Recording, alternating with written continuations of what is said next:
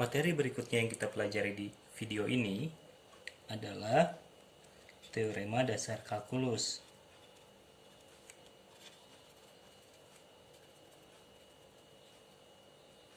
Teorema dasar kalkulus ini menjadi bagian yang penting pada kuliah kalkulus, karena teorema inilah yang mempermudah penghitungan integral. Sejauh ini, integral dari A sampai B fx dx bisa dihitung dengan dua cara, yaitu dengan menggunakan jumlah Riemann atau dengan mencari luas daerah di bawah kurva. Teorema dasar kalkulus ini yang menjadi hukum yang membolehkan kita menghitung luas daerah di bawah kurva dengan menggunakan anti turunan. Ini yang menjadikan teorema dasar kalkulus menjadi begitu penting, karena teorema ini menjamin bahwa kita boleh menghitung integral tentu dengan menggunakan anti turunan. Oh, ini ada kesalahan, harusnya bukan FA kurang FB, tapi FB kurang FA. Kita lihat contoh yang sederhana. Integral dari misalnya negatif 1 sampai 2 untuk fungsi x kuadrat dx ini boleh dihitung dengan kita mencari dulu anti turunan dari x kuadrat. Anti turunan dari x kuadrat adalah x pangkat 3 dikali sepertiga. Lalu sepertiga x pangkat 3 ini nilai x-nya akan kita substitusi dengan b, yaitu 2. Lalu kita substitusi dengan a, yaitu negatif 1. Dan mereka kita kurangkan. Sepertiga kali 2 pangkat 3 dikurangi sepertiga kali negatif 1 pangkat 3. Ini nanti hasilnya 3. Contoh yang lain. Misalnya saya diminta menghitung integral dari 1 sampai 4 untuk fungsi 3/2 akar x dikurangi 4 per x kuadrat dx. Untuk mempermudah penghitungan, saya akan menulis akar x sebagai x pangkat setengah dan 4 per x kuadrat sebagai x pangkat negatif 2. Lalu kita akan menggunakan teori anti turunan ini, bahwa anti turunan dari x pangkat n dx adalah x pangkat n tambah 1 dibagi n tambah 1. Jadi untuk suku pertama ini anti turunannya adalah 3/2. Pangkat untuk x nya bertambah 1 dari yang tadinya setengah menjadi 1 tambah setengah, yaitu 3/2 dibagi dengan pangkat yang sama ini 3/2. Untuk suku kedua negatif 4 dikali pangkat untuk x nya bertambah 1 menjadi negatif 1, dan kita membagi dengan pangkat yang baru ini. Pada akhirnya nanti kita akan substitusi 4 dan 1. 3/2 nya habis. Ini jadi x pangkat 3/2 ditambah 4 per x, dan kita masih harus substitusi 4 dan 1. Saat saya substitusi 4, hasilnya nanti 8 dan ditambah 1, dan saat saya substitusi 1, hasilnya nanti menjadi 1 ditambah 4. Hasil akhirnya adalah 4. Contoh yang lain. Berapakah integral dari 0 sampai pi untuk fungsi cos x dx? Kita menghitung integral ini dengan mencari anti turunan dari kosinus. Anti turunan dari kosinus adalah sinus, dan kita akan substitusi 0 sampai pi. Kalau saya substitusi pi hasilnya segini, dan saya substitusi 0 hasilnya sin 0. Sin pi adalah 0, sin 0 adalah 0, hasilnya 0. Kita lihat contoh berikutnya. Integral dari negatif pi per 4 sampai 0 untuk fungsi sekant x tan x dx. Antiturunan dari sekan tan adalah sekan. Setelah kita menemukan antiturunan, substitusi nilai 0 dan nilai negatif pi per 4. Sekan 0 kurang sekan negatif pi per 4.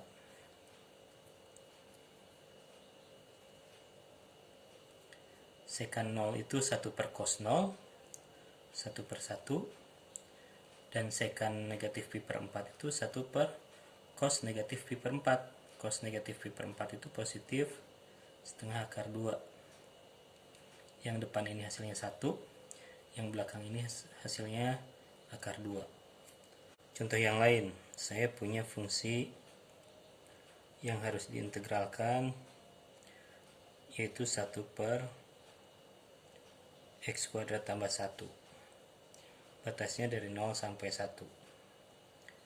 Antiturunan dari 1 per x kuadrat tambah 1 ini adalah yang inverse trigonometri, yaitu tan inverse x, dan saya harus substitusi 1 dan 0. Hasilnya tan inverse 1 dikurangi tan inverse 0. Sudut yang nilai tannya adalah 1 itu sudut pi per 4, 45 derajat, dan sudut yang nilai tannya 0 adalah 0, karenanya hasilnya menjadi pi per 4.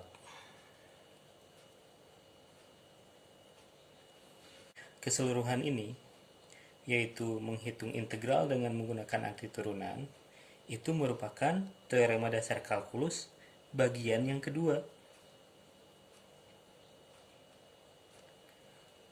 Bagian yang pertama jarang digunakan, tetapi kita akan tetap membahas bagian yang pertama ini.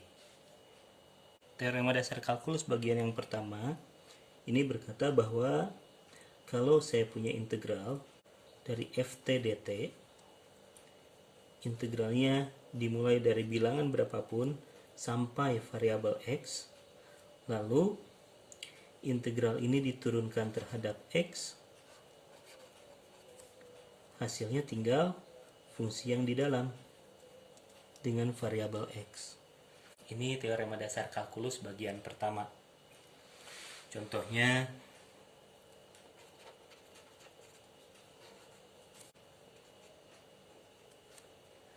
misalnya saya punya integral dari a sampai x t pangkat 3 tambah 1 dt. Lalu saya mencari dy per dx. Ini hasilnya adalah fungsinya yang di dalam sini, x pangkat 3 ditambah 1. Ya, pada intinya sih turunan dari integral adalah fungsi yang di dalam integral.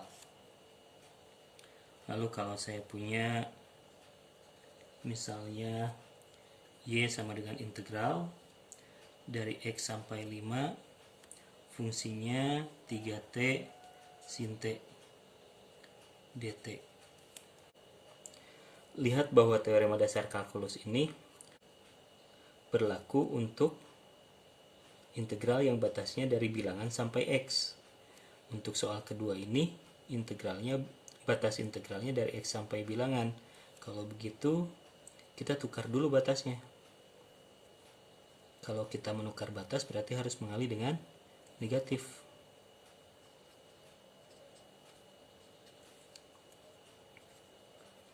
Kalau dicari turunannya terhadap x, fungsi ini dalam variabel x dikali dengan negatif 3x kali sin x.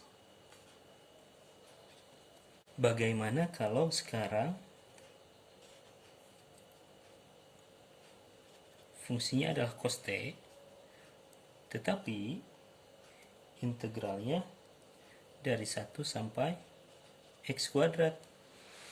Ini sama saja dengan memandang fungsi ini sebagai integral dari 1 sampai u cos t dt, di mana u-nya adalah x kuadrat. Turunan dari fungsi yang memuat u akan berhubungan dengan aturan rantai. dy per dx nya adalah cos u dikali dengan u aksen, yaitu cos x kuadrat dikali 2x. Begitu pula kalau misalnya fungsinya adalah y sama dengan integral dari 1 tambah 3x kuadrat sampai 4, fungsinya adalah 1 per 3t sin t dt.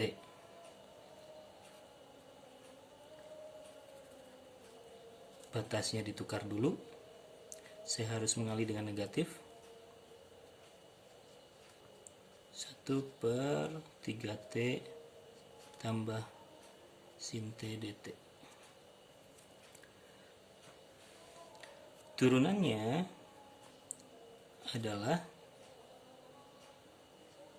u-nya yang ini, kita substitusi terhadap t, menjadi negatif dari 1 per 3 kali 1 tambah 3x kuadrat ditambah sin 1 tambah 3x kuadrat, dan ini harus dikali dengan u aksen. U aksennya adalah turunan dari 1 plus 3x kuadrat, yaitu 6x. Sekarang kita lihat beberapa penerapan dari integral tentu. Yang pertama adalah perbedaan antara perpindahan dan panjang lintasan yang dilewati. Perpindahan dan panjang lintasan. Perpindahan dan panjang lintasan itu seperti ini. Misalnya kalian berangkat dari rumah kalian, lalu kalian pergi ke kantin, setelah itu kalian masuk ke kelas.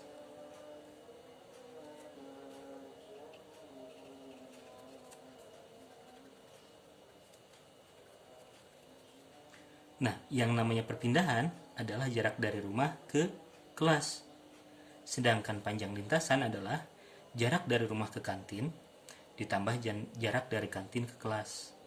Jadi panjang lintasan bakal lebih panjang.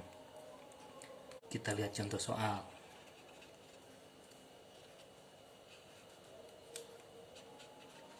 Tentukan perpindahan dan panjang lintasan benda dengan kecepatan Vt sama dengan 160 dikurangi 32T meter per detik. Untuk T-nya mulai dari 0 sampai 8. Yang mudah dulu perpindahan. Perpindahan itu cara menghitungnya tinggal posisi akhir dikurangi posisi awal. Posisi akhir dihitung dengan mengintegralkan kecepatan. Karenanya perpindahan nanti adalah integral dari 0 sampai 8 dari Vt. Vt-nya adalah 160 dikurangi 32T dt. Dengan menggunakan anti turunan, ini menjadi 160T dikurangi 16T kuadrat, dan kita harus substitusi 8 dan 0. Kalau saya substitusi 8, hasilnya nanti menjadi 1280 dikurangi 1024. Hasilnya adalah 256 meter. Nah, sedangkan panjang lintasan kita harus mencari dulu di mana tempat dia berhenti, lalu dia bergerak lagi. Nah, tempat dia berhenti itu adalah kondisi di mana Vt sama dengan 0. Jadi untuk mencari panjang lintasan, kita harus menyelesaikan ini dulu. Kalau Vt-nya sama dengan 0, berarti 160 dikurangi 32T harus sama dengan 0. Ini artinya 32T sama dengan 160. yaitu T-nya adalah 2. Nah, panjang lintasan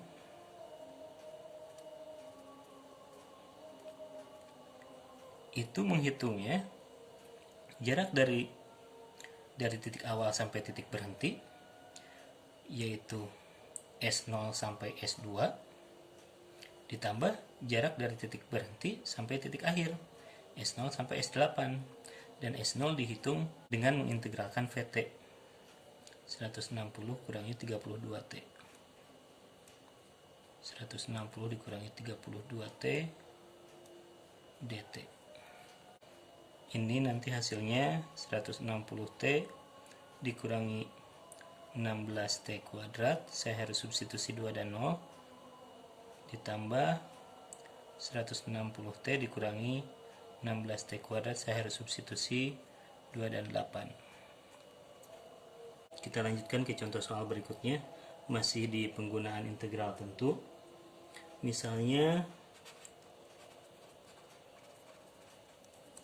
kita memiliki sebuah fungsi fx sama dengan x pangkat 3 dikurangi x kuadrat dikurangi 2x, dan yang ditanyakan pertama adalah integral dari negatif 1 sampai 2 untuk fungsi fx dx, dan yang kedua adalah luas daerah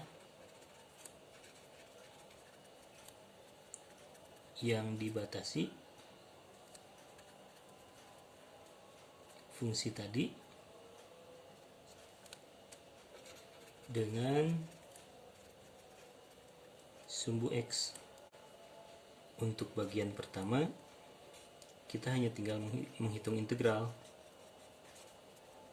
yaitu integral dari negatif 1 sampai 2 untuk x kuadrat kurang untuk x pangkat 3 kurang x kuadrat kurang 2x. Ini hasilnya menjadi x pangkat 4 kali seperempat dikurangi x pangkat 3 kali sepertiga dikurangi x pangkat 1 tambah 1 menjadi 2 dikali 2/2, dan kita harus substitusi 2 dan negatif 1. Saat saya substitusi 2 ini jadi 16 dibagi 4 adalah 4, 2 pangkat 3 adalah 8, dibagi 3 menjadi 8/3, 1 kali 2 kuadrat adalah 4. Saat saya substitusi negatif 1 ini menjadi positif 1 kali seperempat, negatif 1 jadi negatif 1 kali negatif sepertiga menjadi positif sepertiga, yang ini jadi negatif 1 kuadrat adalah 1 dikali negatif 1 negatif 1. Hasil akhirnya nanti adalah negatif 9/4. Nah, jelas bilangan ini tidak akan menjadi luas daerah karena luas nilainya selalu positif. Lalu bagaimana cara mencari luas daerah yang diinginkan? Kita lihat dulu fungsinya bentuknya seperti apa.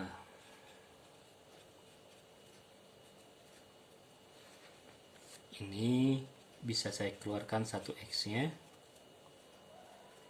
hasilnya menjadi seperti ini. Lalu kalau bentuk kuadrat ini saya faktorkan, hasilnya menjadi x kurang 2 x tambah 1. Pembuat nolnya adalah x sama dengan 0, x sama dengan 2, dan x sama dengan negatif 1. Bentuk fungsinya kurang lebih seperti ini. Dia memotong di negatif 1, 0, dan 2.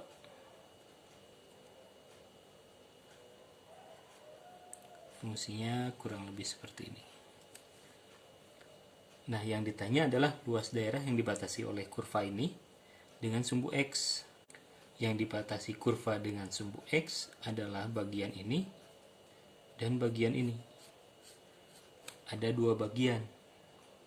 Berarti kita harus mencari luas bagian pertama dan kita harus mencari luas bagian kedua, lalu dijumlahkan. Luas daerah di atas sumbu x itu dihitung dengan integral dari negatif 1 sampai 0 fungsinya dx. sedangkan luas untuk daerah di bawah sumbu X ini dihitung dengan integral, batas-batasnya dari 0 sampai 2, tapi fungsinya harus dinegatifkan dulu. Kenapa dinegatifkan dulu? Karena sejauh ini teori yang kita tahu mengenai luas daerah di bawah kurva berlaku saat kurvanya berada di atas sumbu X. Karenanya kurva ini kita cerminkan dulu supaya dia berada di atas sumbu X. Bentuknya jadi yang ini.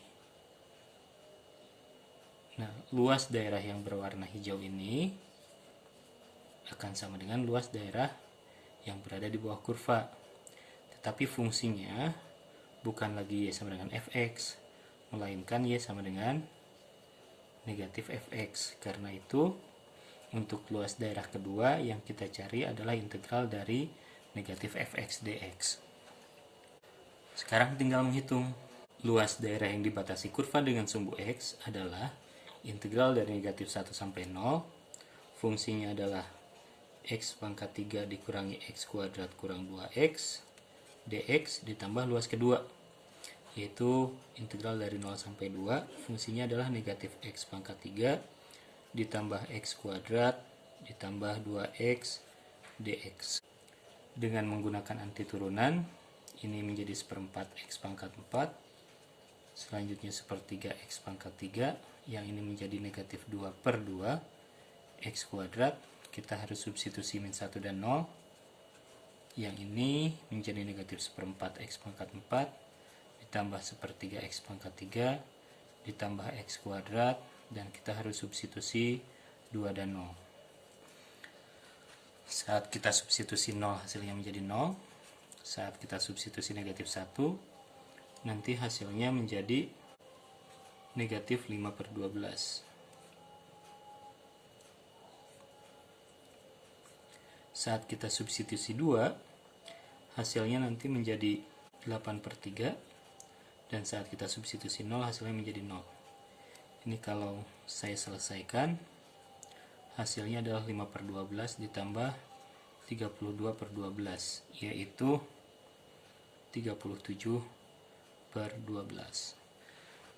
Nah, kenyataannya sebenarnya nilai negatif 9 per 4 ini adalah luas yang kecil ini dikurangi luas yang besar ini. Sekian video perkuliahan kita hari ini. Saya tutup dengan Assalamualaikum warahmatullahi wabarakatuh.